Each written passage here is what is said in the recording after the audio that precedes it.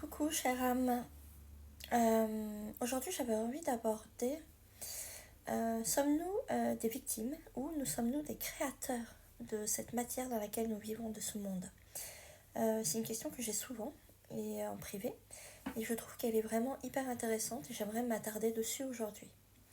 Pour ma part, personne ne peut te faire quoi que ce soit sans ton accord intérieur. En fait, tout se passe à l'intérieur. Et en fait, si les gens arrivent à te faire du mal, c'est qu'il y a des failles à l'intérieur de toi, comme des brèches à l'intérieur de toi qui ne sont pas fermées. Et en fait, ils rentrent par ces moyens-là.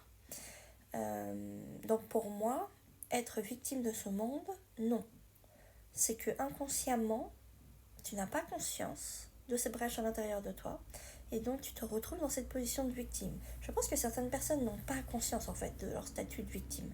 Parce qu'il faut, je pense, un certain nombre d'épreuves, un certain nombre de claques qu'on se prend dans la gueule pour prendre conscience de ça.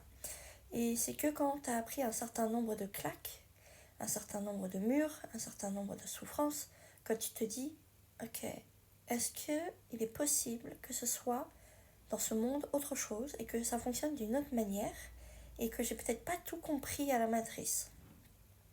Et donc c'est pour ça que je parle aussi de créateur.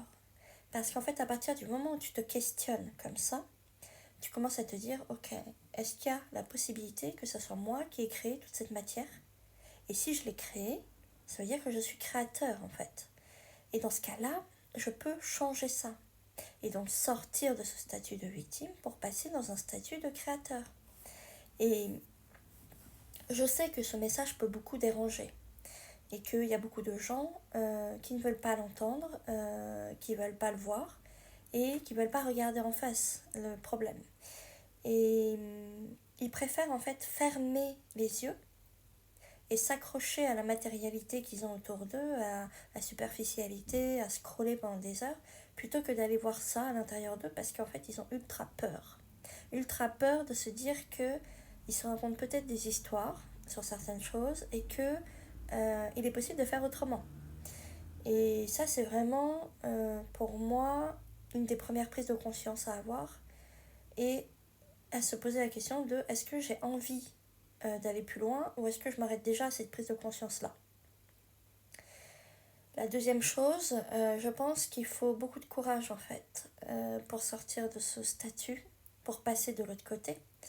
Parce que derrière tout ça, il y a la peur. La peur qui paralyse, la peur qui manipule, celle qui gouverne notre monde en fait depuis des siècles. On l'a vu avec la crise du coco là. Et donc en fait, le courage, il n'est pas de courir après plus d'argent, de courir après plus de matérialité, après plus de biens.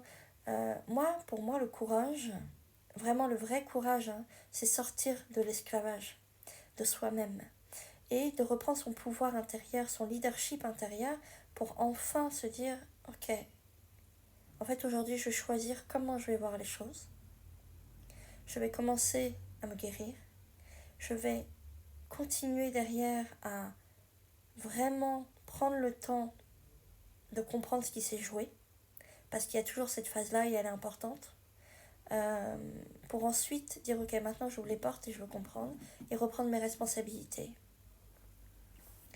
Et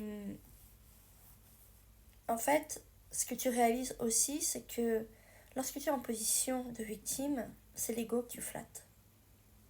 C'est lui qui te met dans cette position, dans le sens où il te dit tout le temps, regarde comme tu souffres. Regarde ce qu'on t'a fait. Ma pauvre chérie. Tu peux pas faire confiance à l'extérieur, tu peux pas faire confiance aux autres. Donc en fait, ça te oblige à rester dans ce statut de victime. Mais si tu te dis, ok, moi ces pensées-là, j'ai plus envie de les écouter, j'ai envie de passer à autre chose et me repositionner en tant que leader, en tant que quelqu'un de responsable, adulte responsable, c'est-à-dire avoir une bonne gestion de mes émotions, une bonne gestion de mes pensées, ben ça change tout en fait dans la matrice. Et ce qu'on ne réalise pas non plus, c'est que quand on se positionne comme ça en victime, en fait on se coupe de notre pouvoir. Il y a toute une partie qu'on ne voit plus de nous.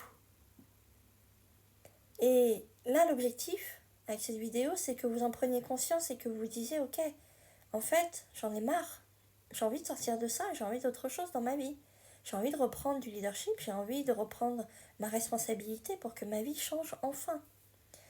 Et en fait, choisir de reprendre sa responsabilité, décider de reprendre sa responsabilité et de prendre la responsabilité aussi de ses actes, c'est reconnaître que tout ce qui se joue à l'extérieur est une projection de ton monde intérieur.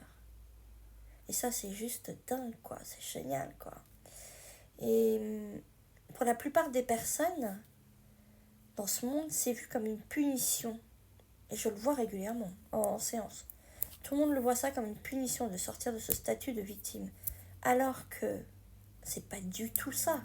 On ne joue plus à ce jeu-là. Et ça nous permet vraiment...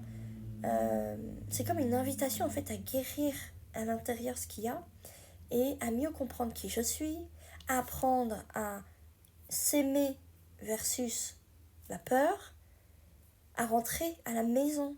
Ouais. Et en fait, tu as deux choix qui sont toujours présents dans ta vie.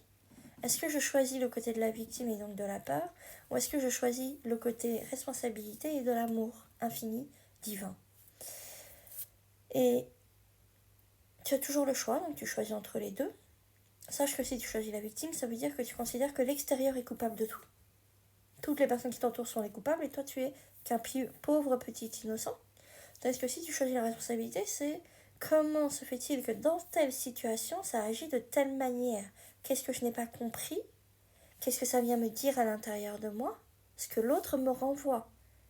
Là, c'est une vraie reprise de pouvoir. Et c'est aussi une ouverture sur sa vulnérabilité. C'est magnifique en fait. Et sache aussi que lorsque tu es dans ta lumière, tu es dans l'amour. Oui. Et quand tu es dans ta lumière, en fait, la victime, elle n'existe plus. Tu es toi.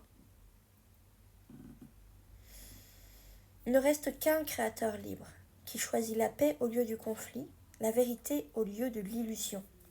Est-ce que tu es dans cette équipe-là, toi? Alors, si tu veux continuer à jouer le rôle de la victime, tu as le droit. Ça, c'est ton choix et ta décision.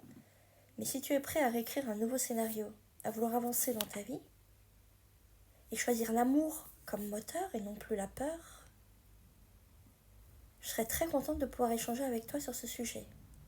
Si ce sujet t'a vraiment intéressé et que tu as pu apprendre des choses, n'hésite pas à le partager avec tes amis ou alors à l'enregistrer si tu as besoin de le réécouter pour plus tard. Et je suis Marine Plantier, coach de vie. J'accompagne tous ceux et celles qui désirent de nouveau reprendre leur pouvoir intérieur, reprendre leur responsabilité pour choisir et ne plus se retrouver en position de victime. Parce que chacun de nous a toujours le choix de ce qu'il fait. Ouais, je sais que ça peut être dur à entendre et dur à accepter. Mais en fait, à partir du moment où tu acceptes déjà ça, ça change tout.